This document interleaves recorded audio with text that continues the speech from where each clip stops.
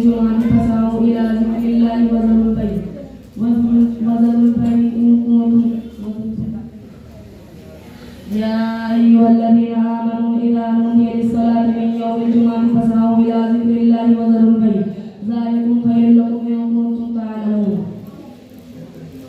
ابھی آپ سب کے سامنے سورہ جمعہ کی آیت کی تلاوت کی گئی ہے، جس کا مطلب یہ ہے اے ایمان والو، جب تمہیں جمعے کی نماز کے لیے پکارا جائے تو اللہ کے ذکر کی طرف دوڑ پڑو اور خیر و فاخت بند کر دو، یہی تمہارے لیے بہتر ہے۔ اگر تم جانتے ہو میرے محترم بھائیوں، جمعے کا دن بہت ہی مبارک دن بتایا گیا ہے۔ اس دن کو تمام دنوں کا سردار سید الایام کہا گیا ہے۔ جس طرح سال میں 2 بار عید کا دن آتا ہے، اسی طرح ہفتے میں بھی یعنی 1 بار، اور نبی اکرم صلی اللہ علیہ وسلم نے جمعے کے دن کو عید کا دن کہا ہے۔ عید کا دن کتنا مبارک اور اہم دن ہوتا ہے، اسی بات سے آپ جمعے کے دن کی اہمیت کا اندازہ لگائیں۔ اسلامی تاریخ میں بہت سے اہم واقعات ملتے ہیں۔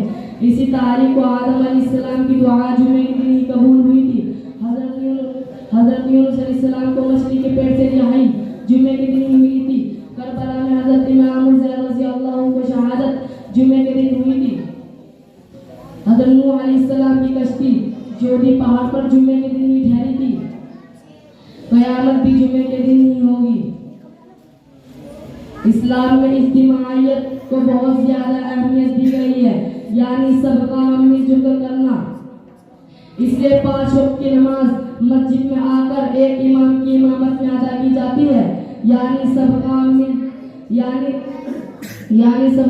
جل کر۔ اور نبی اکرم صلی اللہ